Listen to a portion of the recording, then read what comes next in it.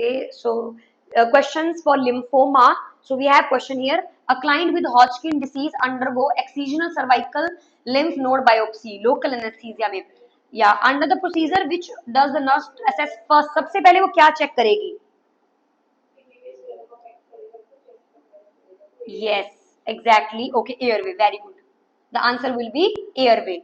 Okay, so airway को हम लोग क्या करेंगे? ध्यान, क्योंकि सर्वाइकल है ना. ओके, तो इसीलिए ध्यान रखना है कि हो सकता है उसके गले को कंप्रेस कर रहा हो, तो नर्स को सबसे पहले उसका एयरवे, क्योंकि एयरवे हमेशा हमेशा प्रायोरिटी में आता है airway. Let me give you the rational also.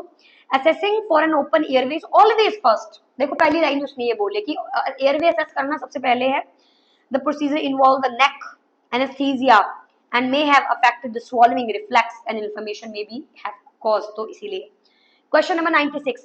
When assessing the client with Hodgkin disease, the nurse should observe the client which of the following findings? Hodgkin वाले disease में nurse क्या finding देख सकती है? Option number A. We have herpes zoster infection. Option number B. Discolored teeth, hemorrhage या hypercellular immunity. Yes, guys.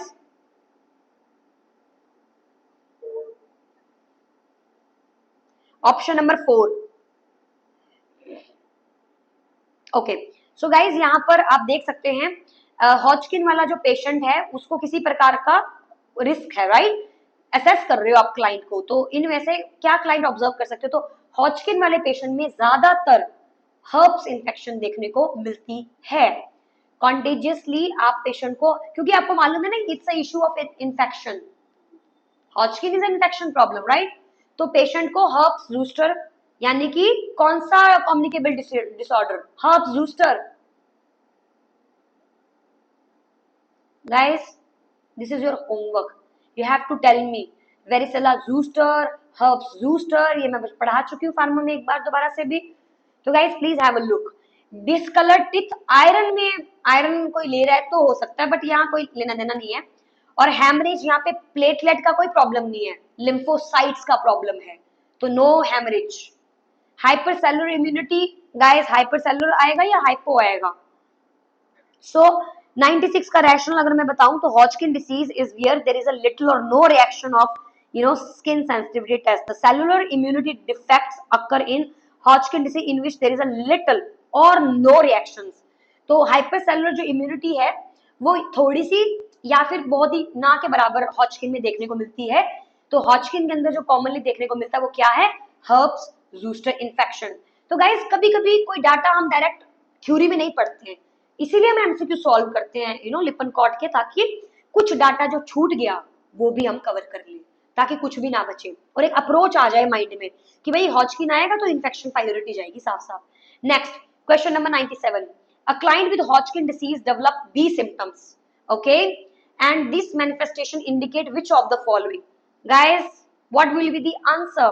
The client has low grade fever, the client has weight loss, the client has night sweats, the client probably has no progress to advanced stage. Which, what answer? B.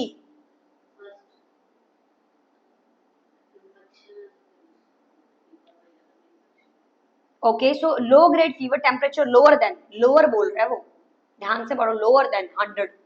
या the client has weight loss 5% और less than body weight. The client has night sweat. The client is probably has no progress to an advance stage. तो क्या manifestation indicate कर रहा है? B lymphocyte symptoms. So guys, let me tell you the answer.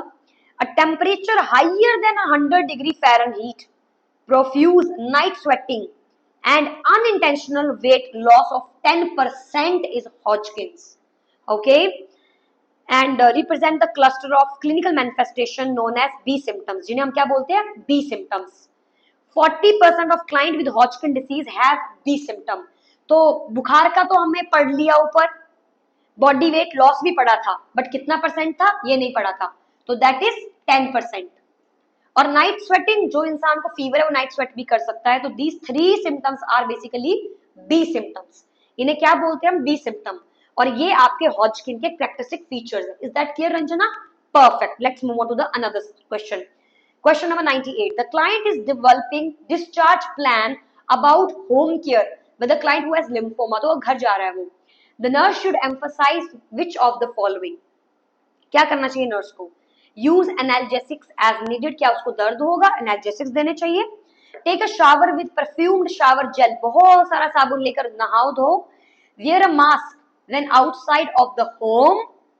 Okay. Take an antipyretic every morning.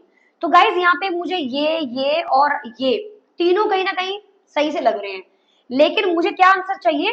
The nurse is developing a discharge plan about home care, घर के अंदर ना कि घर के बाहर. So with a client who has lymphoma the nurse should emphasise which of the following. तो भाई जब बुखार नहीं है रोज बुखार की दवाई खानी है क्या? गलत. तो आंसर क्या रह गया? Analgesics as needed. So let me give you the rationale. Analgesics are used to needed to relieve painful encroachment of enlarged lymph nodes, and perfumed shower gels will increase pruritus, and wearing a mask does not protect the client from any infection if pathogens are not spread by airborne droplets, क्योंकि contagious है तो ध्यान रखना है. And also antipyretics should be used to treat fever symptomatically, but here patient is not experiencing any fever, तो आप रोज नहीं दे सकते उसको, लीवर खराब हो जाएगा उसका. Next question, question number 99. A client asked the nurse to explain what it means the Hodgkin disease is diagnosed at stage 1A. Which of the following describe the involvement of the disease? तो guys आपको बताना है, वो client पूछ रहा है nurse से कि मुझे एक्सप्लेन कीजिए हॉजकिन डिसीज अभी डायग्नोज हुई है और वो भी स्टेज क्या है उसकी? पहली स्टेज है. तो क्या होगा हॉजकिन की पहली स्टेज में? एक बार थोड़ा सा ऊपर चलते हैं और यहाँ पे हम लोग हॉजकिन को देखते हैं. रीड स्टीनबर्ग सेल्स हैं, पेनलेस है, फर्म है, इनलार्ज है, लिम्फ नोड्स हैं, पोर है और डिटेक्शन भी बहुत पोर है, इसका डायग्नोसिस भी बहुत पोर है और ये ज्यादा हमने डाटा इसके बारे में नहीं देखा. Now let's see. So what will be the involvement of single lymph node, involvement of two or more lymph node on the same side of the diaphragm, involvement of the lymph node regions on both sides of the diaphragm, diffuse disease of one or more extra lymphatic organs. तो guys what do you think? अगर Hodgkin किसी को शुरू में हो रहा है, वैसे तो ये नॉन कॉमन है, बिल्कुल भी कॉमन नहीं है, लेकिन अगर ये हो जाता है तो शुरुआत में इंसान पहली स्टेज में क्या रिप्रेजेंट करेगा कि भाई वो सिंगल लिम्फ नोड है, सिर्फ एक ही लिम्फ नोड क्या है? अफेक्टेड है.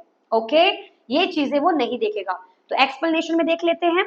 इन staging process destination designation A and B slightly symptoms were और वर नॉट प्रेजेंट, हो भी सकते हैं और नहीं भी हो सकते हैं हॉजकिन डिसीज के अंदर. स्टेज 2 के अंदर 2 या 2 से ज्यादा लिम्फ नोड अफेक्टेड होती हैं और स्टेज 3 के अंदर आपका साइड ऑफ द डायफ्राम यानी कि 2 और ये this is the second stage and this is the third stage and this is the fourth stage and this is the first stage. So this is the answer of your question and also stages.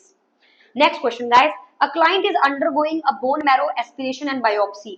What is the best way for the nurse to help the client for two upset family member handle anxiety during the procedure? तो भाई वो bone marrow aspiration के लिए जा रहे हैं, biopsy के लिए जा रहे हैं, बहुत ही डर लग रहा है, तो बेस्ट तरीका क्या है उनको समझाने का? Allow the client family to stay as long as possible, उनको वही रहने दो. Stay with the client without speaking, चुपचाप वहां खड़े रहो. Encourage the client to take slow and deep breath to relax. Allow the client to time to express the feelings. Guys, what will be the answer? Okay, यहाँ पे मैं आपको एक चीज बताती हूँ, डीप ब्रीथिंग एक्सरसाइजेस.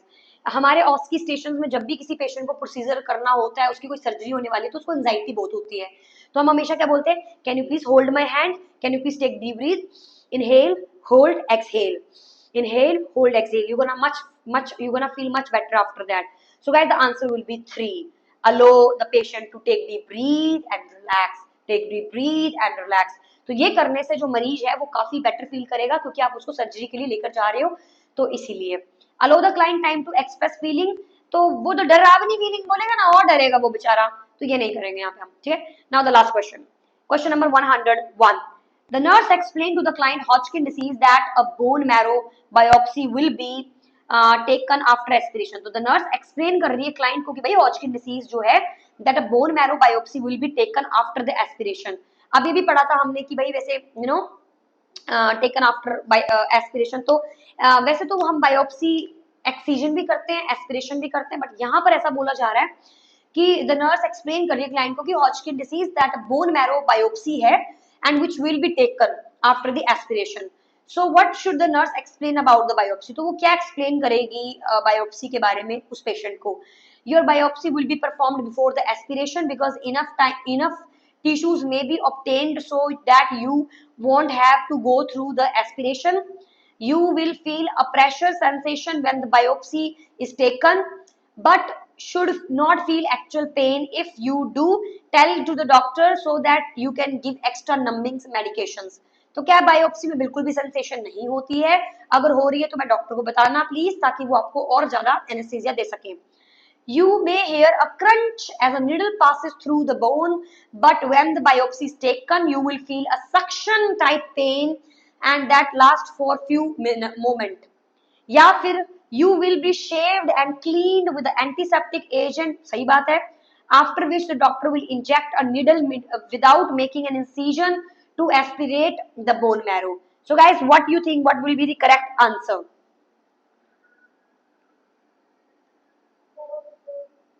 फोर्थ, आप लोगों ने बायोप्सी होते हुए देखा है?